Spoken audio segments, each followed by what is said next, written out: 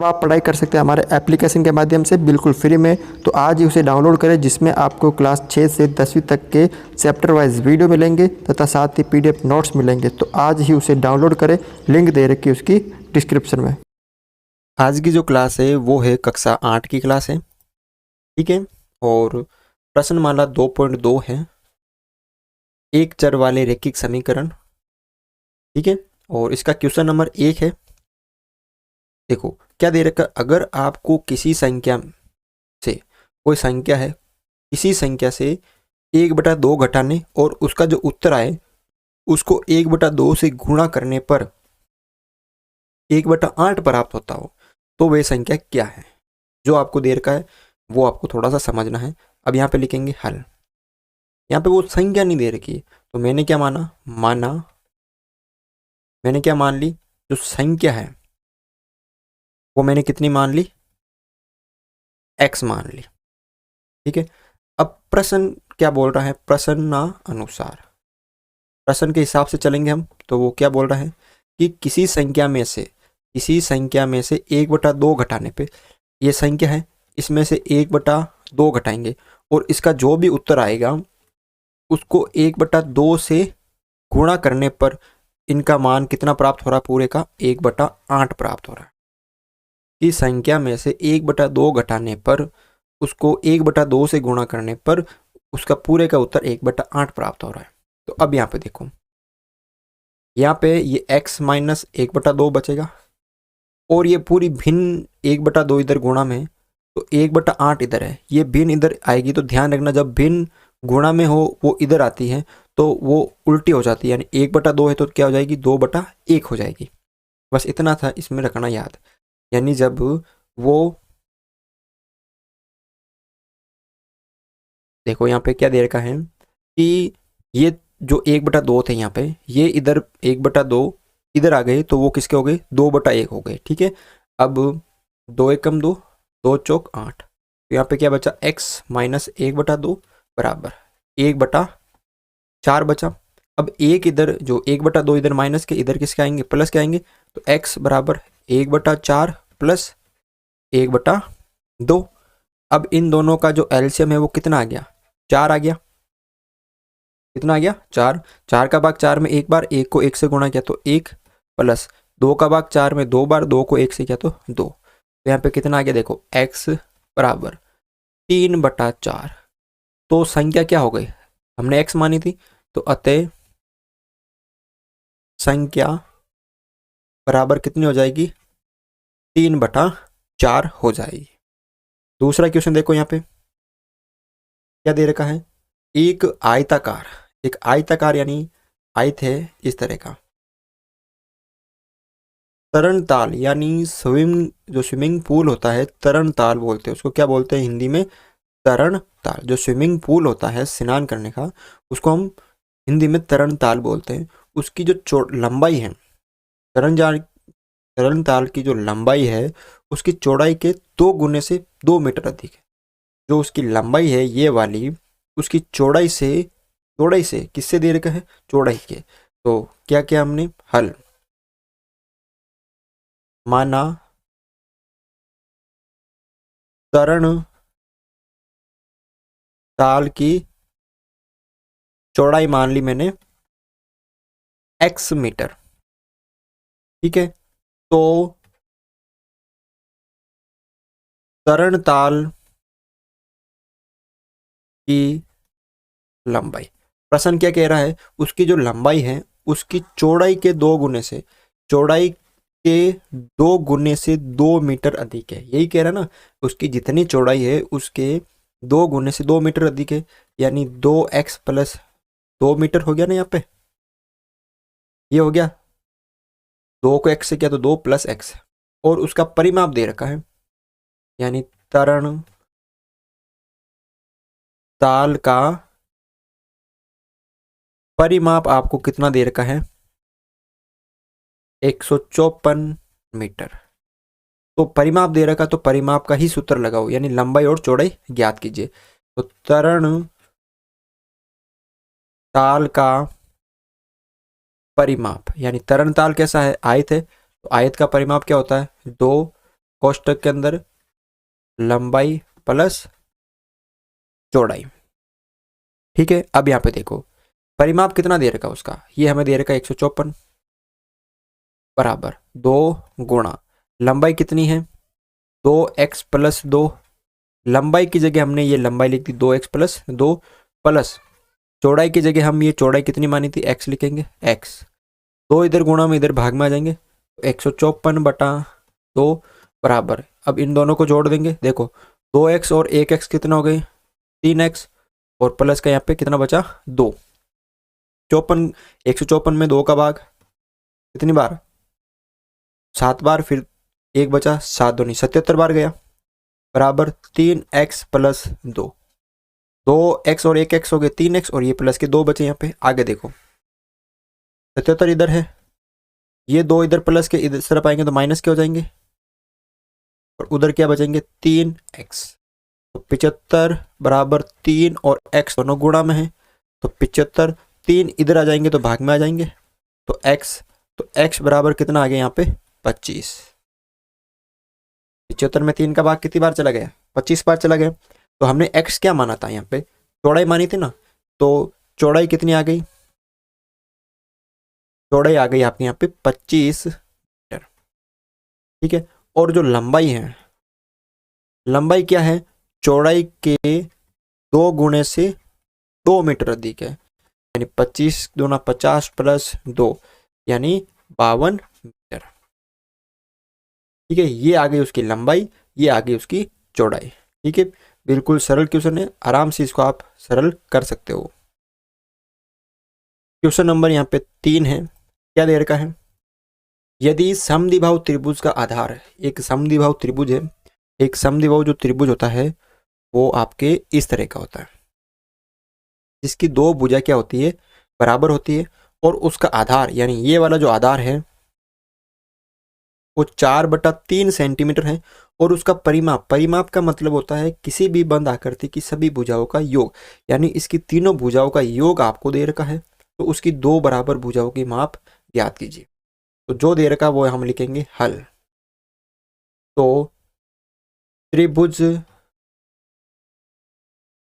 का परिमाप मतलब तीनों भुजाओं का जो योग है वो दे रखा है आपको 4/2/15। इसको सरल कर लेते हैं, 15 चौके 60, 60 और 2 62/15 सेंटीमीटर, ये दे रखा है त्रिभुज का परिमाप।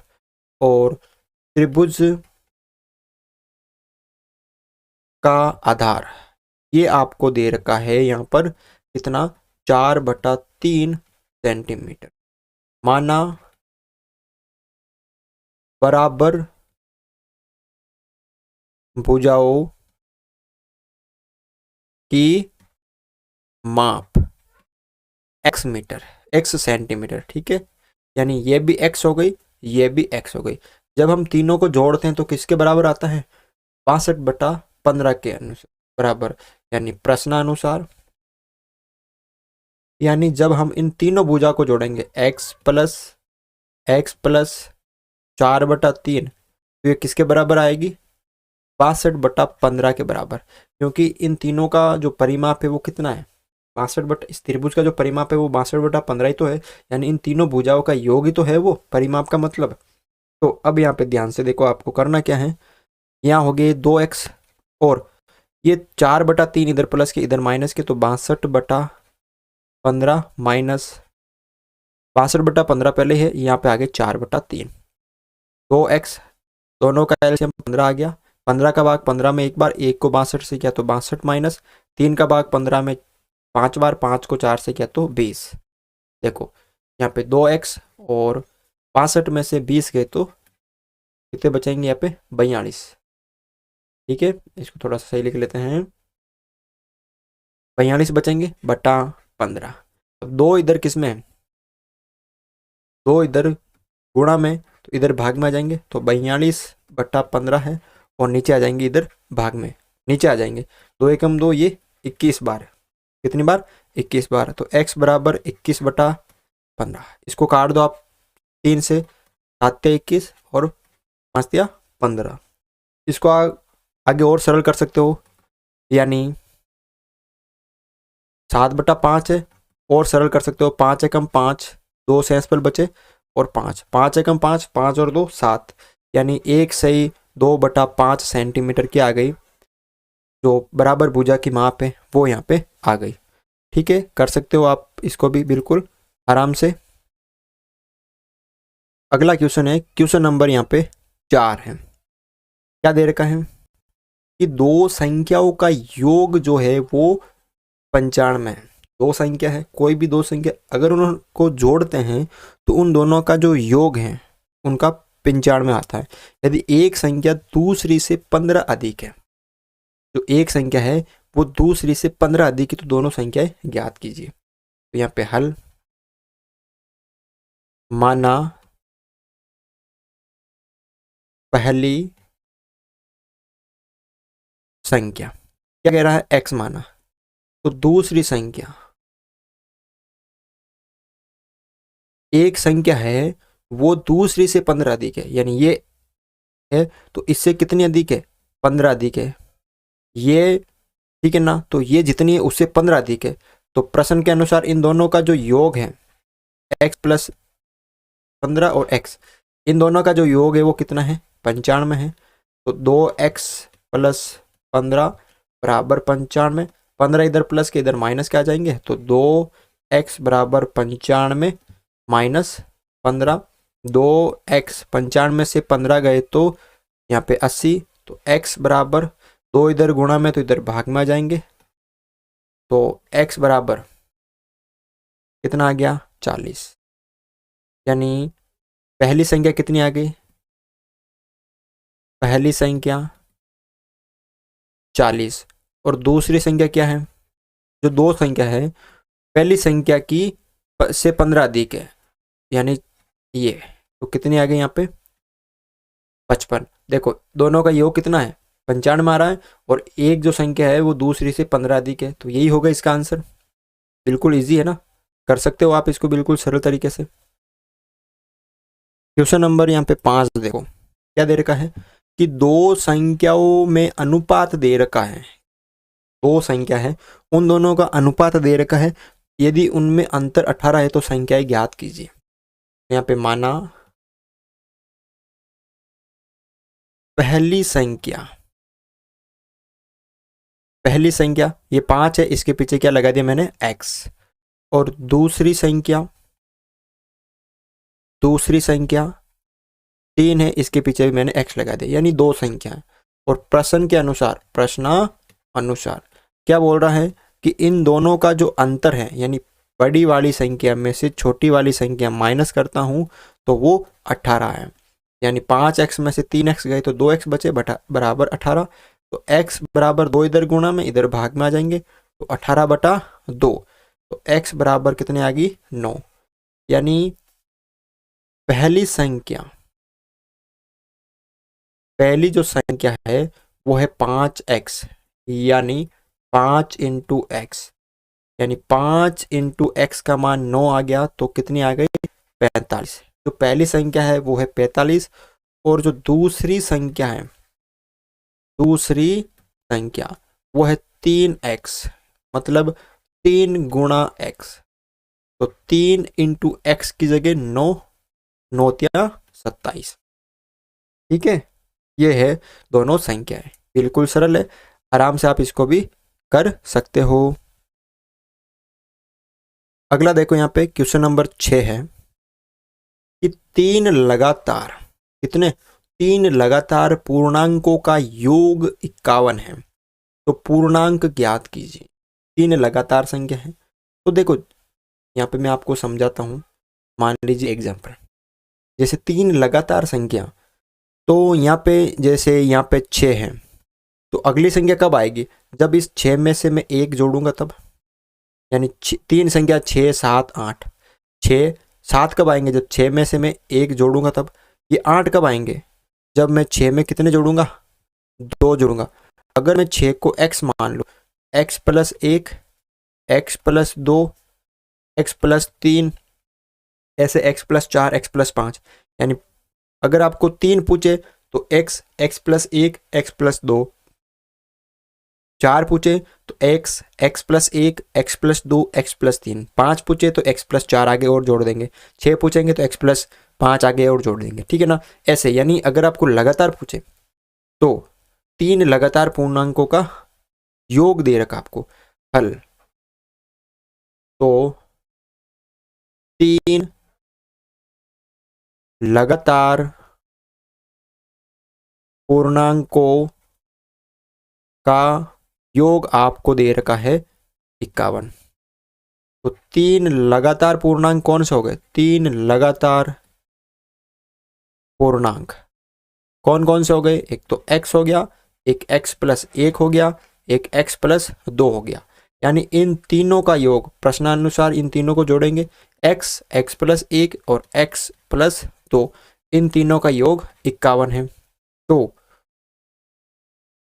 एक 1x, ये 2x और ये 3x, 3x हो गया, 1 और 2 प्लस के 3 हो गया बराबर 51।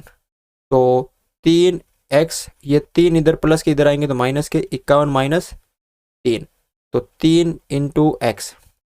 51 में से 3 गए तो कितने बचेंगे? यहाँ पे 48 बचेंगे, और x बराबर 48 बटा 3, तो x बराबर कितना आ गया? 16। यानी x का मान कितना आ गया? 16। यानी 3 लगातार पूर्णांक क्या हो गए? एक तो x और x प्लस 1 और x प्लस 2, यानी 16, 16 प्लस 1 और 16 प्लस 2, मतलब 16, 17 और 18, ये 3 आपके क्या आ गए? लगातार पूर्णांक आ गए।